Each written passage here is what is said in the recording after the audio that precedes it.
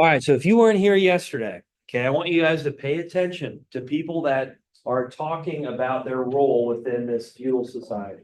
All right, I'm gonna go through it pretty quick because we got a little bit more information to go through. All right, but if you weren't here yesterday, you can listen to someone say, "Hey, the Lord, you know what they did in that simulation? That was pretty cool. Oh, hey, you know what? The night in this part of the simulation, that was pretty cool. I want to write about that." Right? I used to have an assignment where you had to write an essay. I'm doing a little bit different now, okay? Because, well, it's a little adjustment for you guys when it comes to assignments. Anyway, so the feudal simulation yesterday, you played it. Hopefully you guys had fun. We're gonna just review it, talk about it, see how that relates to what it actually was like in these manners. Okay, and then this feudal society.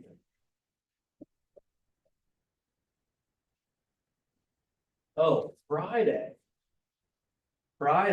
Ms. O'Neill and I were thinking about giving you a quiz. Oh, yeah, a quiz. Oh, yeah. Yeah, first.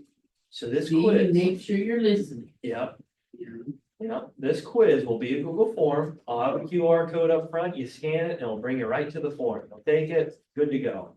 All right, I'll be watching on Apple Classroom. That's right. But with the quiz here, okay, it's gonna be based off the feudal pyramid. What we talked about, what we reviewed, right, what you had that homework assignment of. And today, we're gonna talk about another hierarchy, another pyramid. Yeah, we're gonna talk about another form of hierarchy. We're gonna talk about the religious hierarchy of the time, right? And how religion played a huge role within these manners. All right, so I'll give you guys some time. You work on this here, we'll get back to it.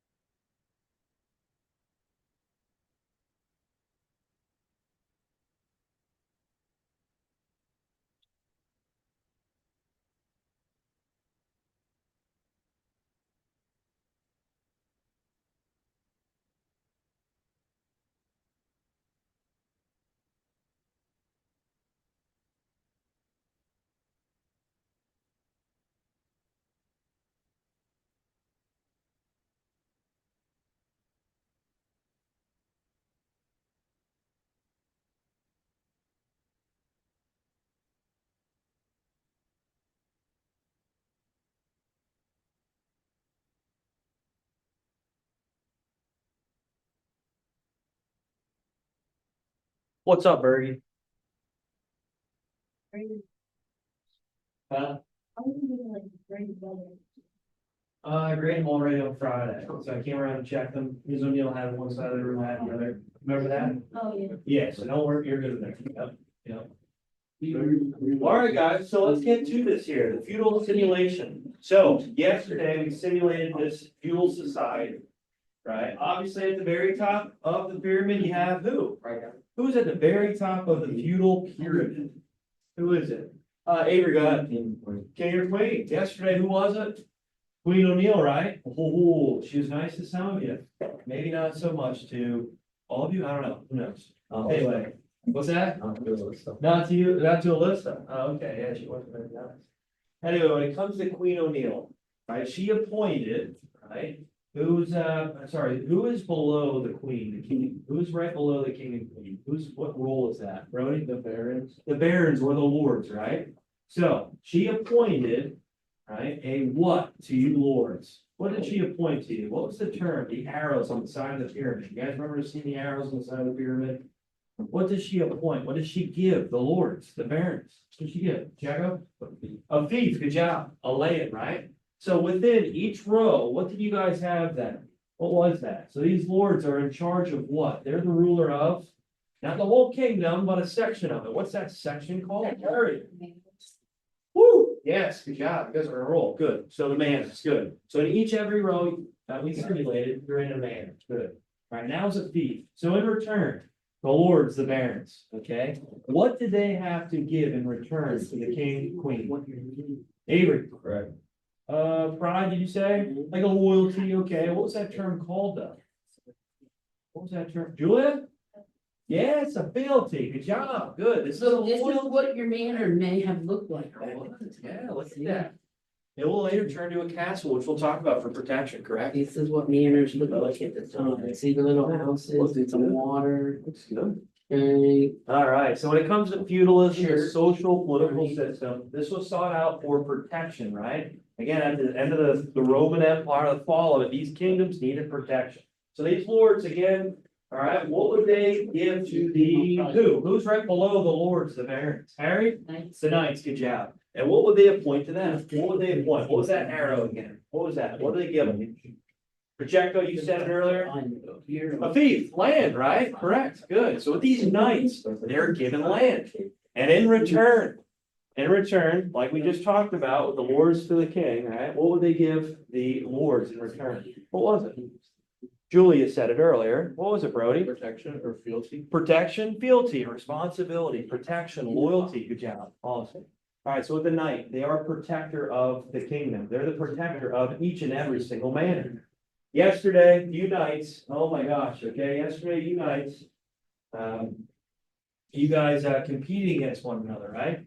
So these manors, do you think they all got along?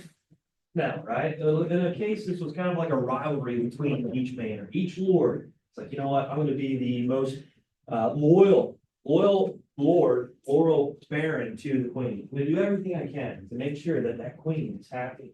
Right, some of you gave her extra food, didn't you? Yeah, some of you, she was nice to. She's like, hey, keep some food tokens for you, right? Some of you, not so much. Melissa, I guess not, huh? She wasn't too nice to you. What the heck, Queen O'Neill? It's her kingdom, she can do what she wants. Alright, so when it comes to this fief and fealty, you see how that works. Underneath the knights, who's underneath the knights? Who's at the bottom rung that we talked about? Gallup? The peasants, good job, what are they? What are peasants? What's their role? What do they do? What are they? Dakota, they're the farmers, right? Good, they're the farmers. So with the farmers, yeah, sure, you're probably like, they're at the very bottom. Then we don't have to, we don't have to associate with them. They really didn't talk to the lords or kings, obviously, because they're so low on the totem pole, so to speak. But did the peasants have an important role? Yeah, they did. Why were they so important? Why are they so important? They had to roll the die, right? Why did they have to roll the die? What was that for, Brody? Because if they didn't have any food, then no one else could eat them. Everyone would starve. Yeah, right. So let's face it, at the end of the game, when it came to the food, some of you had some, right? Some of you didn't. Some of you just kind of fell apart when it came to your supply of food. So when it comes to roll the die, yeah, I get it, it's random, but the peasants are in charge of creating the food, making sure that's supported, making sure that the manor is self-sufficient. Okay, when it comes to the fief, to the peasants, do they actually own the land? Do they? No, they rent it out, right? And we talked about the significance of the term landlord, right? We already figured that out, okay? All right, anyway, with the peasants, they have a fealty, not just the knights. Okay, obviously, when it comes to a war or any type of protection, they are gonna be your soldiers, they're gonna be your troops, okay? But also, they're your farmers, they grow the food, the work, the manor. Okay, all right. Last thing I want to talk about, okay, so like I said with the knights, they would have a rock, paper, scissors shoot against other knights and other manors sometimes, right? This fight. Okay, so some were successful, some weren't. James, do you mind stopping? Sorry, all right, anyway, who would also come around now and compete against the knights? Who would come around? Who was this the other day? Was this? That was Camden? Yeah, Camden came around. What did he do? What was his role? What was he? You remember, Alyssa? He was a Viking. Yes, the Viking would come around. Was he worthy enough with the hammer? Wasn't he? I thought he won like every time, didn't he? No, he did. He never won against our. Oh, really? Okay, anyway, so the Viking raider would come and compete. Obviously, knights had to protect themselves. All right, we also talked about, I think I showed the slide with the Crusades, didn't I? What about the Crusades? And this is gonna link into what we're gonna talk about today. So the Crusades, these were holy wars, weren't they? Yeah. We'll talk about that here soon. I know I'm getting ahead of myself here. But when it comes to the Pope, we'll talk about the significance of the Pope. When he calls upon these troops, these knights to help compete for the Holy Land, right? If these banners can give up their knights, their soldiers, well, do you think the Lord will be around very long? No, right? They need to show their loyalty to not only just the king, not only to their Lord, but also the Pope, right? And we'll talk about the Pope here today, how religion is so significant. Last thing, okay, at the very end of the game, the die had to go to who? Who rolled the die at the very end? I think we got it here, right? I think we did. Yeah? What happened? Go ahead, Dakota. Lords. Yeah, the Lords rolled the die. And what was this? What was this simulation here then? Go ahead. For the plague. The plague, yeah, the Black Death. Okay, so at the very end here, which we'll talk about here soon too. Right, when it comes to these epidemics, geez, you don't even know when they're gonna come in hit. Right, when it comes to a virus like this, okay, when it comes to a bacterial, infection here like this, there's only so much you can do. Right, and the plague did wipe out millions of people. Who survived the plague? Wait, so we had 3 manners that survived? Okay, did anybody just go down in flames? Yeah, oh, okay. You guys didn't make it? Oh, darn it. All right. Anyway, when he came to rolling a 6, right, he survived, but obviously during these times, they didn't understand certain practices, right, when it comes to healthcare. It's not like they had vaccines back then. It was not like they had any type of protection from these types of things. So when it comes to the plague, yeah, it was brutal. All right, is there any questions here? Any questions with the feudal simulation? All right. So now we're going to move to the vocab, guys. So pull out your vocab terms. Pull out your vocab terms. We're going to start right here. We're going to start right here. We're going to start right here. We already talked about manualism, all right? We mentioned about how this is tying together literally the systems of the manor, how the manors work, right? How the roles are all tied together. And we mentioned with fiefs, with fealties, how that works, how that occurs. Also with manualism, okay, you got to imagine it's like an economic system. Again, when we talked about this, right? And how these manors were self-sufficient when it came to growing their own food, when it came to protecting themselves, right? Yeah, the king can look and help with other manors, right? These lords can help assist other manors, sure. But you're on your own, right? Your manor is on your own. Some manors did better than others. Who won yesterday, the simulation? What manor? Was it Pacheco's group? Okay. You said we did. You guys did? Yeah, you guys were left with the most food left, right? Yeah. Oh, okay. There you go. There you go. Anyway, today, guys, we're gonna talk about clergy, right? We're gonna talk about this religious hierarchy, okay, and how religion again binds these manners, these kingdoms all throughout Europe together. Jousting, we're gonna get into entertainment. Right, I got a video for you towards the end of the period. Okay, it's about the movie A Knight's Tale. Anybody ever see the movie A Knight's Tale? No? You guys know Heath Ledger? Ever hear Heath Ledger, the actor? He passed away a bit ago. But he was the Joker in one of the Batman movies. No? You know what I'm talking about now? Okay. Yeah, he was in A Knight's Tale. Anyway, it's a clip of jousting. It shows you a little bit about the entertainment of the time, which was pretty brutal, right? Maybe you guys, I don't know, reenact this on your bikes. Don't do that. Don't do that. I'm just saying how this entertainment was a little bit different. All right, I'll give you guys some time. Write down the terms. Again, look them up. Put the definitions in your own words.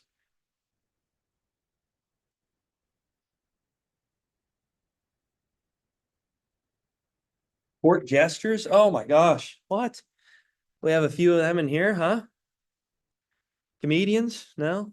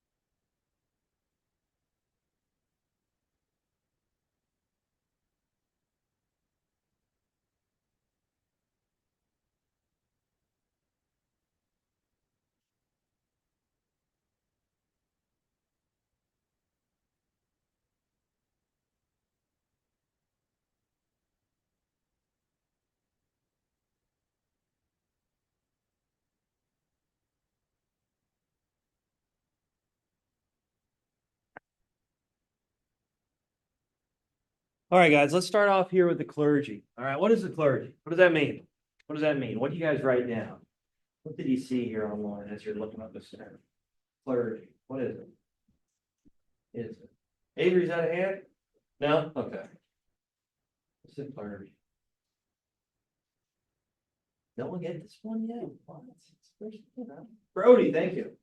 A high class of religious officials to rule over and protect the church and community. Yeah, good job, right? So when it comes to religion, this is what's binding all of these Western European countries together.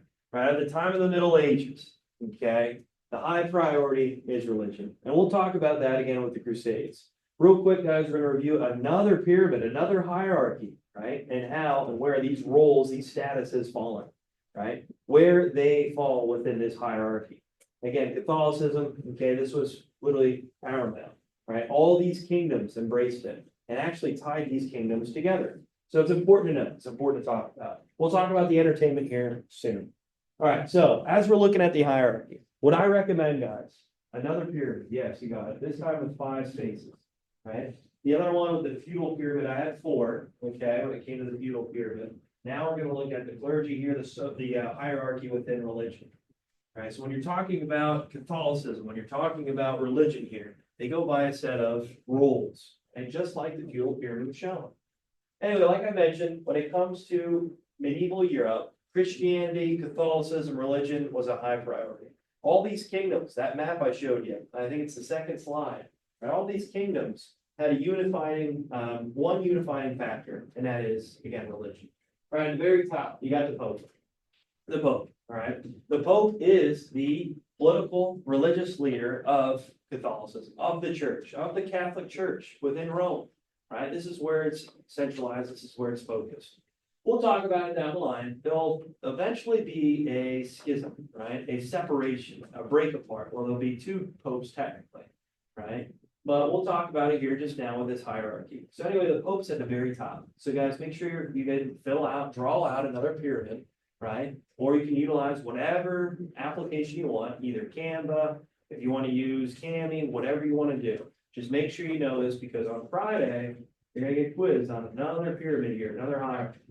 All right, the Pope's at the very top. So whatever he says goes, right? And when we talk about the Crusades, if he wants the Holy Land back, which Pope Urban II, he does that. He says, listen, all the kingdoms throughout Western Europe, I need your greatest soldiers, right? Your greatest knights. Okay, we're going to compete and take back the Holy Land from the Islamic Muslims, right? Okay, from these areas of the Middle East. We're going to bring it together under Christianity, right? So this Holy Land. Anyway, so when it comes to the Pope, he is the leader. It's at the very top. Obviously, when it comes to the Pope, there's still one today, right? Obviously, there's one today. And when it comes to his speeches, his sermons, his talks, his discussions, it is a great symbol for the Catholic Church, for Western civilization. So religion is a very, very strong high pillar, a high priority, right, of Western civilization. Axel. What's that? Yeah, I don't know if I have. We'll see. Underneath the Pope, you see the cardinals, right? You see the cardinals. These cardinals here are advisors of the Pope, right? They advise him. They make sure that he needs what he needs, right? He gets what he needs. And now when it comes to certain policies, they're there to help him, right? They're there to assist him.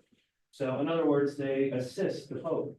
Also, they do have another rule, which make sure you know, right? When it comes to choosing a Pope, let's face it, all the popes that you ever see, they're kind of older men, aren't they? Very old, right? And the reason for it is because it's based off of merit, based off of experience, right? Their role within the Catholic Church for all these years, right? They have all this experience, all this knowledge, right? It takes a lot of time.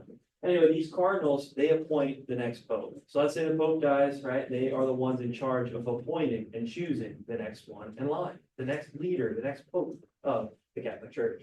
Also, they have the ability to impeach a Pope. Oh, geez, okay. So when it comes to a certain policy, or if they believe the cardinals, if they believe that the Pope is not seeing the faith in a proper manner, or they think he might be corrupted, let's say, they can impeach him and appoint someone new. Does that make sense? All right, so there's the cardinals, step 2. All right, step 3 here, the bishops, right? The bishops. All right, think of these bishops as like the middlemen, right? Between the Pope, right? And the kingdoms. right? So when you think of the kings, right, they're at the high end of the feudal pyramid, right? They're at the high end of each kingdom, right? For the Pope, in order to communicate with all the kingdoms throughout Western Europe, which there was a lot of them, right? They need to have someone in charge of communicating his policies, his orders, okay? And these kingdoms have to follow suit. So these bishops are like the middlemen, right? They're the ones that are appointed to each and every kingdom throughout Western Europe and making sure these policies of the Pope are being followed through. Right? That they're being discussed, that these ideas of religion of Catholicism are being expressed within each kingdom. So when it comes to the Pope, yeah, they might communicate with certain kings, but for the most part, they use the bishops as this middleman, right, as this person to communicate his intentions. All right, priests. All right, these priests here, as we're making our way down. These priests are in charge. They're like your teachers, your community leaders, right? These are the people that can read and write, discuss, and organize and communicate with the people of the what. So the Lord's in charge of the what. They rule over the what. What do they rule over? Harry, you said it earlier. They rule over the what, the Lords? Yeah. The manor, right? Yeah. The manor, okay? So these priests, you'll find them as the pretty much the community leaders, the teachers of each and every single manor. So remember, we talked about it. We talked about the designs of the manor. What's at the center point? What is at the very center of each and every manor? At the middle of it. What is it? The church, right? Yeah. So the priests, they're the ones that are ringing the bells. They're the ones that are bringing people together. They're the ones that are communicating what needs to happen, what needs to go down right here on the manor. Right? Yeah, the Lord's in charge technically, but the priest has a huge, huge role when it comes to discussing and communicating and talking and teaching, right, to people in every single manner. All right, last thing here. The very bottom, you got your monks and nuns, okay? So when it comes to monks and nuns, their objective here is to translate, right? Translate religious information, right? Biblical information. A lot of it was written down in Latin. And let's face it, all these European kingdoms throughout Western Europe, they speak different languages, right? You got French, you got English, you can eventually get Spanish, you name it. Italian, right? All that. So the goal here is to try to translate all this material. Also, their goal is to spread Christianity, set up missionaries, right? Push the religion past the borders of these kingdoms, establish loyalty to the Pope, right? So a lot of these monks would kind of venture out throughout the center parts of Europe into these Germanic tribes, right? These Germanic places. Okay, they'll run into barbarians, Vandals, and Visigoths, and Huns, right? Do you think they want to listen to these monks and nuns? No, a lot of them actually got brutally killed. Jeez, okay. Anyway, when it comes to the monks and nuns, their goal, their objective is to translate information, religious information, but also spread Christianity. Do their best to try to set up missionaries, right, all throughout Central Europe. Parts of the Middle East, parts of North Africa, spread it all around, okay? Anyway, real quick, one thing though, guys, that you can notice, when it comes to education, when it comes to the ability to read and write, the people of the clergy were the only ones that could do that, right? Yeah, your kings might be able to read and write, right? Organize, sure. Your lords, maybe, but the clergy, the religious leaders, they're the ones that held the ability to read and write. They were the ones that could organize people. And with that comes what? You have the ability to, obviously, when it comes to reading and writing and spilling out information and making sure everybody can organize, you have power, right? You have power. So when it comes to the realms of power, yeah, the feudal pyramid, you look at it, the king, oh yeah, sure, the lords, yeah, sure, the knights, sure. But in all reality, religion was this powerful, powerful piece within medieval Europe. All right, last thing I want to talk about real quick, guys, as we're coming to an end. Right? Entertainment. So entertainment during the Middle Ages, obviously, right? That's a big part of life, let's face it, right? Jousting. Look at this up here. Okay, you got your knights on top of horseback. I'm sure you maybe seen this before. They have these lances or these long, blunted end poles, so to speak, right? And they're almost like a spear in a way, but without the pointy object.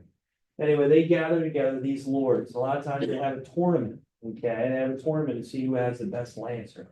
It's almost like a wrestling tournament, let's say, or you guys compete for football or archery, right? They would gather together and see this jousting, right? To see these lancers duke it out. Anyway, whoever falls off the horse loses, obviously, right? And there's other point systems to it too. Maybe you get hit and you don't fall off the horse. Who knows? Maybe it's a draw. Maybe it's a win, depending on who got knocked off. But you can imagine, it's pretty dangerous, huh? What if the lance breaks off, stabs right into one of the jousters, right? One of the lancers. Jeez, that would be brutal. All right, also, tournaments, okay? When it comes to these fights, right? It's almost like a gladiator scene in a way. They bring these knights together from all these different manners and compete to see exactly who is the strongest knight. Right, so they have these tournaments. A lot of times to the death. Ooh. All right, court jesters. All right, what's a court jester? Anybody know? What is a court jester? They dress in these fancy clothes. What is this? What are these jesters? What are they doing? Brody? It's like a person hired by a monarchy to entertain guests. Yeah, good job, right? So here you are, right? You're the Lord, and all of a sudden the king's coming over. You're like, oh man, I need to have some sort of entertainment, right? Yeah, you're gonna have music there. You're gonna have some sort of musical show.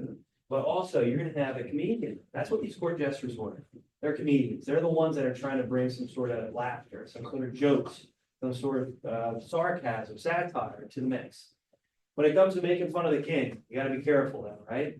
Or when it comes to making jokes about the just the comical, obviously Aurora around Queens. You gotta be careful. All right, let's say Miss O'Neill in here, Queen O'Neill, she's not liking a joke. Right, the court jester is cracking jokes about her and her family. Do you think she's gonna let him stick around? Off with his head, Off he with will it. be gone. That's right. That's right. So you gotta be careful if you're a court jester, because the entertainment might turn into jokes. Turn into sarcasm to just death. All right, let's go. Yeah, all right, let's have fun. Okay. All right, so when it comes to entertainment, that's what we're looking at. Real quick, guys, we're gonna finish off with a video from A Knight's Tale. So when you look at The Knight's Tale, great movie, awesome movie. I recommend checking it out.